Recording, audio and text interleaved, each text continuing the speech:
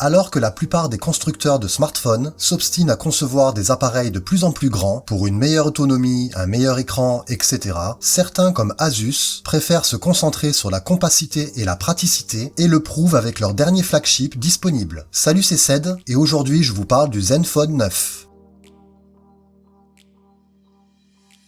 Après avoir convaincu avec leur Zenfone 8 l'année dernière, la marque taïwanaise réitère avec un nouveau produit, son remplaçant, le Zenfone 9, toujours si attrayant. C'est plutôt rare de nos jours de trouver des smartphones compacts, seuls les iPhone mini d'Apple et les Z Flip de Samsung sont présents parmi les modèles récents. Je suis donc heureux de voir ce nouveau venu rejoindre ce petit groupe minoritaire. Grâce à sa compacité, ce smartphone permet une excellente prise en main et surtout son utilisation à une seule main, sans compter qu'il se fera très facilement oublié dans une poche grâce à son poids contenu de 169 grammes. Au niveau du design, Asus a opté pour un matériau plastique à l'arrière plutôt unique avec une texture limitant les traces de doigts. On retrouve également sur cette face le module photo séparé en deux cercles intégrant chaque capteur avec une protubérance prononcée. Sur l'autre face se trouve naturellement l'écran protégé par du verre Corning Gorilla Glass Victus, autant dire le top pour le moment. Ajoutez à cela la certification IP68 contre l'eau et la poussière. Par contre, on ne trouvera pas de quoi étendre la capacité de stockage, la trappe présente sur le châssis aplati n'accueillera seulement que 2 cartes nano SIM. Revenons sur l'écran. Donc cette dalle de 5,9 pouces offre une définition Full HD+,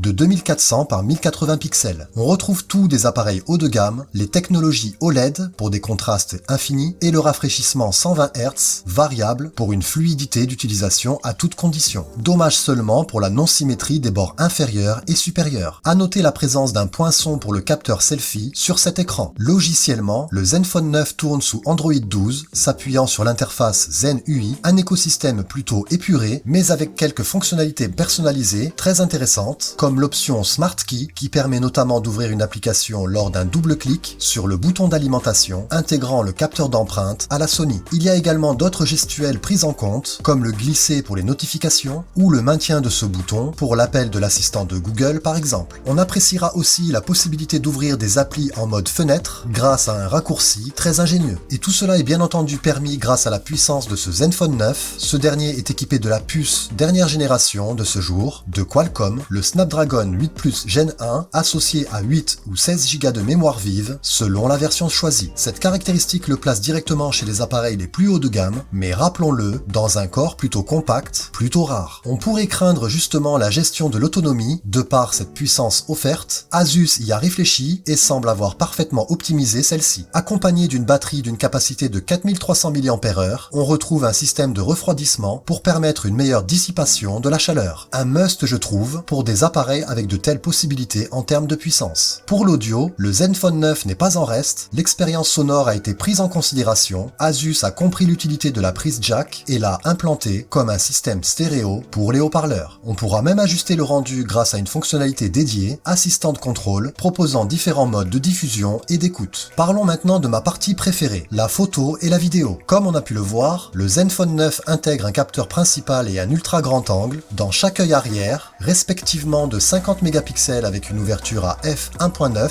et de 12 mégapixels avec un champ de vision de 113 degrés et ouvrant à f2.2. Et non, pas de téléobjectif optique. Il faudra user d'un zoom numérique si besoin est. On a cependant la possibilité d'utiliser divers modes comme ceux pour la nuit, pour les portraits ou pour l'effet traînée lumineuse. Mais le gros point fort, c'est la présence de la stabilisation dite gimbal sur 6 axes, promettant des résultats sans faille. Pour ceux qui tremblent, plus d'inquiétude, il sera votre parfait allié. Et plus besoin d'ajout de matériel pour stabiliser vos plans de la meilleure manière, c'est intégré. J'adore l'idée. Vous pourrez non seulement filmer en 4K, mais également en 8K si vous le souhaitez, et aussi effectuer des ralentis en Full HD jusqu'à 240 images par seconde. Pas mal. Pour résumer, le Zenfone 9 n'est pas seulement un smartphone haut de gamme avec une taille compacte, c'est aussi un appareil de qualité accompagné d'excellentes spécificités et fonctionnalités pour un usage à la fois polyvalent et pratique. Je ne vous ai pas parlé du prix, et oui, par surprise, il est disponible à partir de 799 € pour la version 8 Go de RAM et 128 de stockage. Il y a aussi deux autres versions, incluant une hausse de 50 € à chaque fois, une avec 8 Go de RAM et 256 de stockage pour 849 € et la plus musclée à 899 € avec 16 16 Go de RAM et 256 Go pour le stockage. Souvenez-vous qu'on ne peut pas étendre ce dernier, donc choisissez bien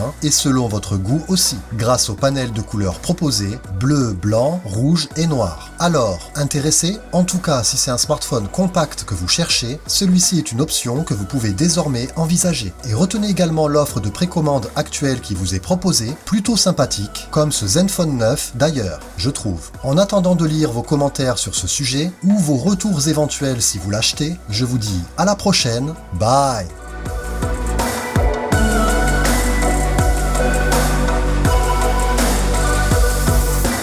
Il y a même un chargeur présent dans la boîte, et même une coque de protection, cool!